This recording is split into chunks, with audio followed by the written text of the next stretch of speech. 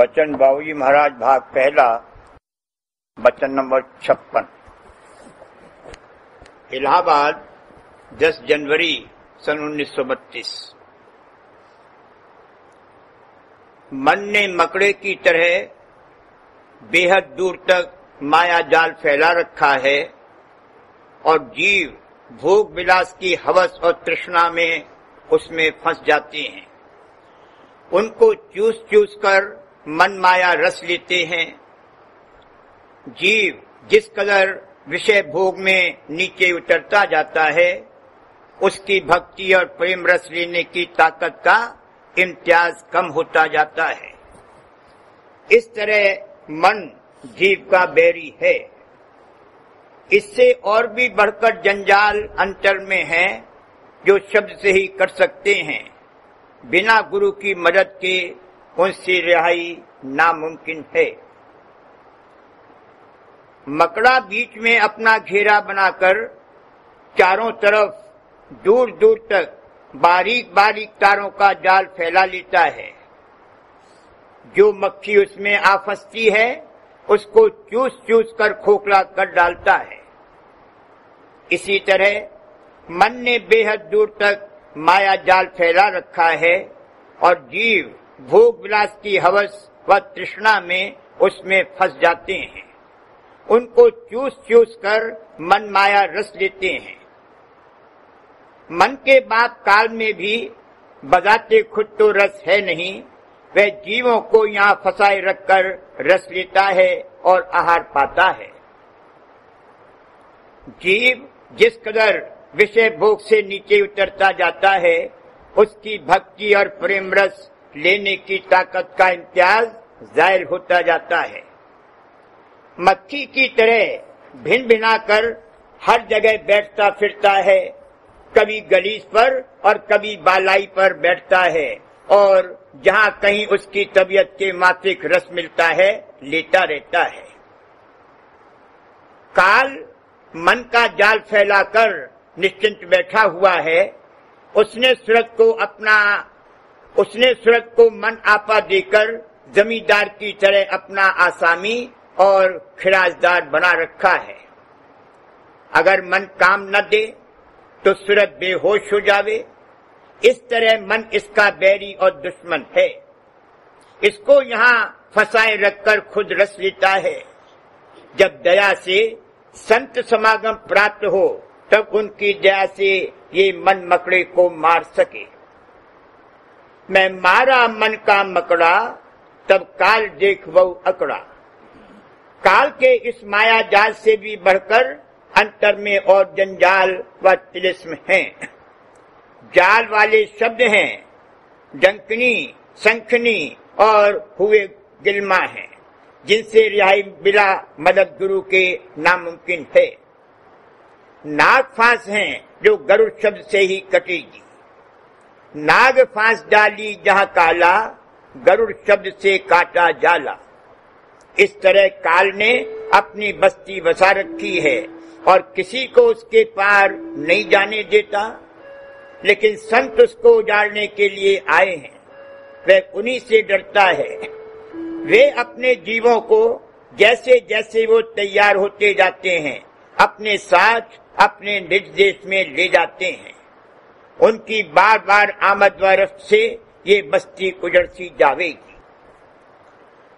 काल ने मन माया के द्वारा ऐसी खूबसूरती से जाल फैलाया है कि जीव उसमें से बाहर निकलना ही नहीं चाहता और न निकल सकता है।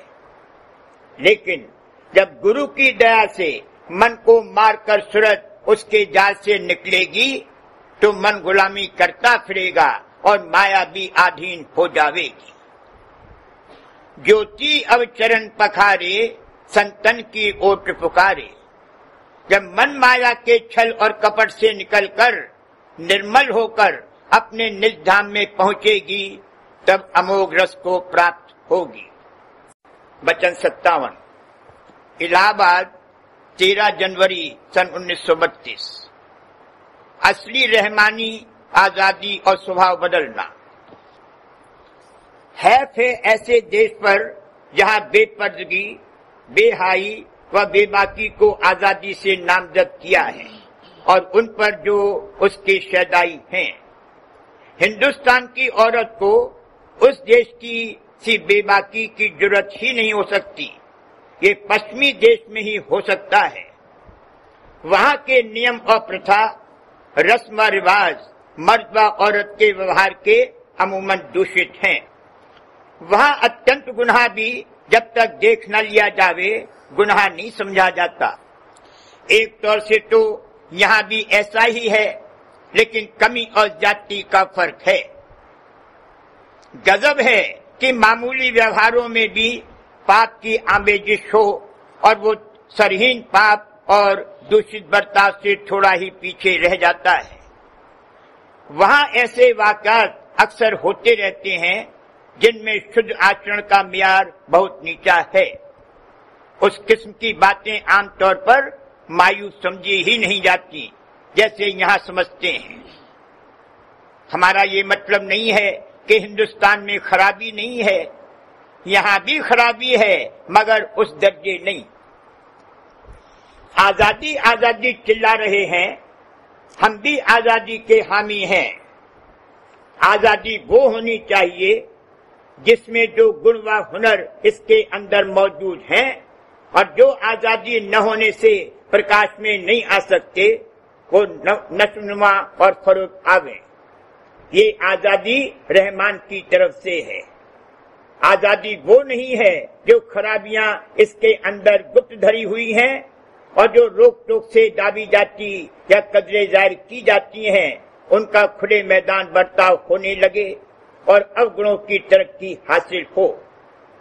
ये तो शैतानी आजादी है। इस मन में जो जो दोष भरे हुए हैं वे और किसी से क्यों पूछना चाहिए। अपने दोष अपने ही मन से जरा खोलकर पूछे, सब हाल मालूम हो जाएगा। सबको अपने मन के ही पीछे पड़ना चाहिए और किसी जतन की जरूरत नहीं है। पढ़ो तुम इसी के पीछे और सभी जतन तजना। राधा स्वामी जाल अंतर्जामी हैं, उनको सर्व ज्ञान है। जो भी नरचोला धारण फरमाकर और मनुष्य चोले में जो मुश्किलें पेश आती हैं उनका तजुर्बा करके खुद या गुरमुख सूरत को नीचे उतारकर परखते और परखाते हैं।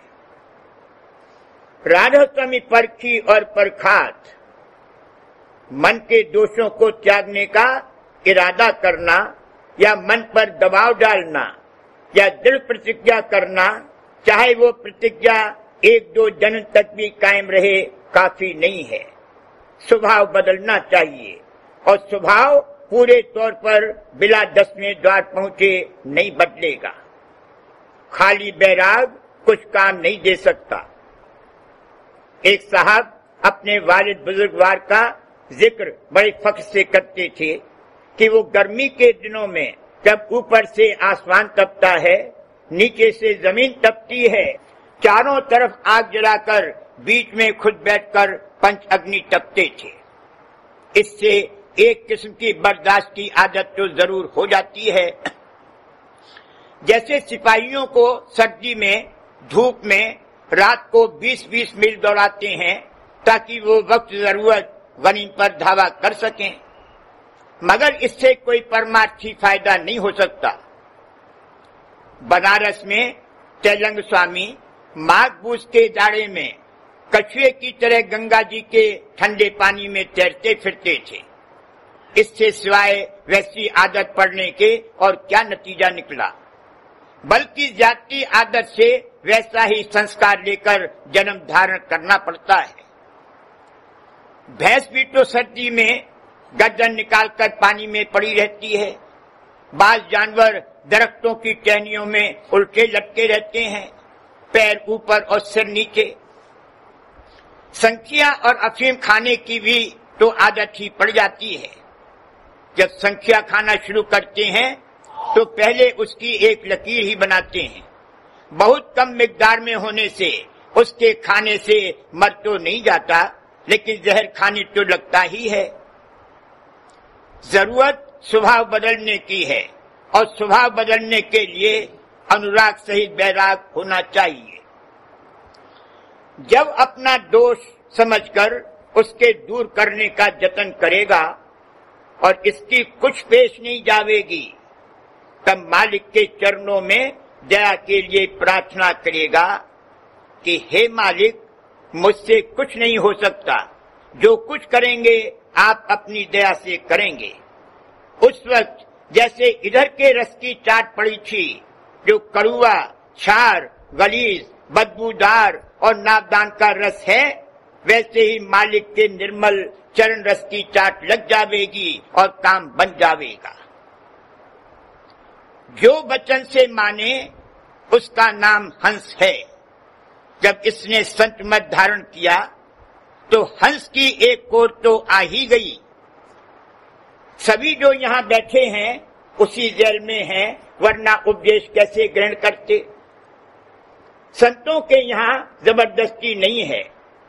असली हंस गति तो त्रिकुटी के ऊपर प्राप्त होगी जब सूरत हर किस्म के मन से रहित हो जावेगी। अगर उपदेश नहीं मानेगा तो जाहिर है कि अभी काक दृष्टि मौजूद है। जब कर्म फल भोग लेगा तब झक मार कर मानेगा।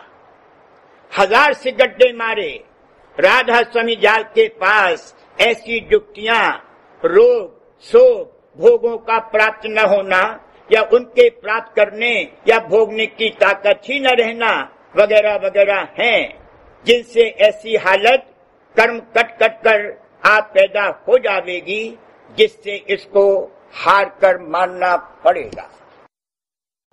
वचन नंबर 58। इलाहाबाद 16 जनवरी सन 1932। सार वचन छंदवंत के 12 मासे की शरह। सूरत की आदि बल्कि अनादि आस अंतर के अंतर यही है कि वह शब्द में रत होकर मालिक के चरणों में समावे। सिवा इसके और कोई आस उसकी है ही नहीं।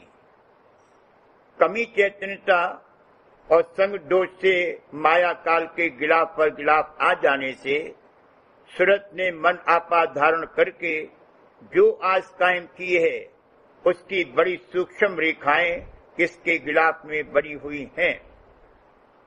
जिस मुकाम या घाट पर आकर सूरत ठेका लेती है उस मुकाम के धनी यानी विधाता उनका विस्तार करते हैं।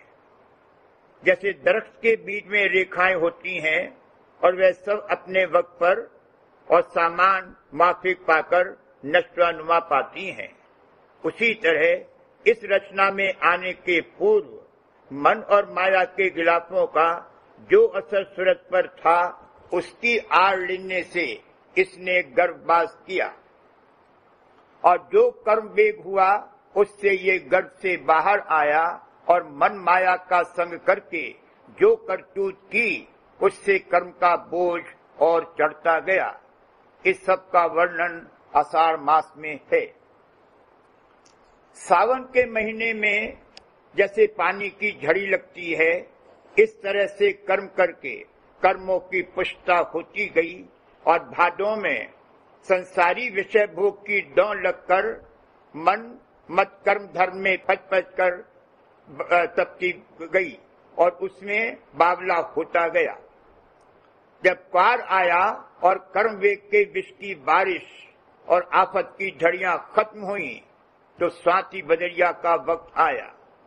उस वक्त जग की आस छोड़कर और जंगल व बस्ती तय करके समुद्र के किनारे पहुंचकर सीपी और चात्री की तरह स्वाति बूंद की रटन लगावे और इंतजार में निमानी होकर मुंह खोलकर सर्व अंग करके जब तक स्वाति बूंद न गिरे उसकी आरजू में मुंह खोले रहे, किसी और बूंद को ग्रहण न करे। जब ऐसी दशा हो तब परमात्मा का निज भाग जगे और संत सद्गुरु के दर्शन प्राप्त हो और स्वाति बूंद बरसे और भाग्यानुसार अंतर में शब्द के छोटे मोती, बड़े मोती और ऐसा नादिर मोती बने जो भक्त शिरोमणि के शाही ताज को जीनत बख्शे। मालिक समर्थ और दया का अमोघ भंडार है, वहां किसी बात की कमी नहीं है, हमारे भाग का ओछापन है। अगर सांची बूंद गिरने से पहले ही निराश हो जावे तो घोंघा और शंख रह जावेगा, और जो मुंह इंतजार में खुला रहना चाहिए था वो बंद हो जावेगा। भाग से संत समागम होने पर वे दया फरमाकर, जैसा कि कार्तिक के महीने में वर्णन है, काया में कमलों का भेद बदलते हैं। उनको तक कर निशाना बांधकर अंतर में चढ़ाई शुरू होती है।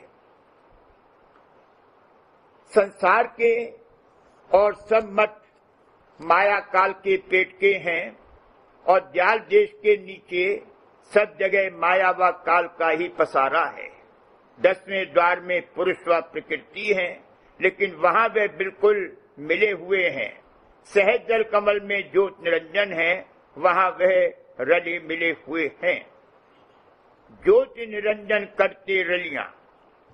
यहाँ पिंड देश में स्त्री व पुरुष की देह अलहदा अलहदा है। स्त्री व पुरुष की कैफियत उन्हीं की विशेषता और न्यूनता से है। हर पुरुष में स्त्री की संख्या है और हर स्त्री में पुरुष की। जिसमें विशेषता स्त्री की संख्या की है वो स्त्री, और जिसमें विशेषता पुरुष की संख्या की है वह पुरुष। दाया बाया अंग इसी से ताल्लुक रखते हैं। गुदा पर गणेश और सरस्वती का वासा है। इंद्री पर ब्रह्मा व सावित्री का, नाभि पर लक्ष्मी व विष्णु का, और हृदय पर शिव व शक्ति का। इस पिंड के प्राण आत्मा जो कंठ चक्र में है, उनका परमात्मा छठी चक्र पर है। जब पिंड अंड ब्रह्मांड के परे पहुंचे तब सरस व शब्द तद्रूप होकर अजर अमर अवस्था प्राप्त हो। अगहन में भक्ति की युक्ति बतलाई है। जब भक्ति करके प्रेम पैदा होगा तब पूस में कर्म भर फूस की तरह जलकर जो उनका ढेर होगा वह प्रेम पवन से छिन में उड़ जाएगा। माघ का महीना आते ही बसंत की आमद होती है और रंग से सारे चमन और गुलजार भर जाते हैं। और फागुन में जैसे यहाँ संसार में देव रूप में फंसकर होली खेलता है, उसको उलटकर सत्य रूप धारण कर अंतर में धसेगा और अगम पुरुष से होली खेलेगा। ऐसी रंगी मेरी सूरत चुनरिया, अगम पुरुष मोसे करत निठोरी। चैत में सूरत को चेत आकर मन माया को छोड़कर अंतर में चलती है और शब्द रूपी नाव में सवार होकर भवसागर से बेड़ा पार करती है। बैसाख में उस काल पक्ष का वर्णन है जिसको धारण करके बैसाख हो गया है।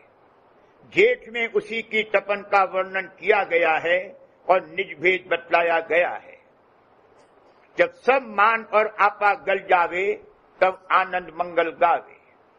इस 12 मासे में 12 महीनों का जो हाल बयान किया गया है वो आपस में एक दूसरे से मुनकसिर भी है और हर माह अलहदा अलहदा भी पूरे हैं।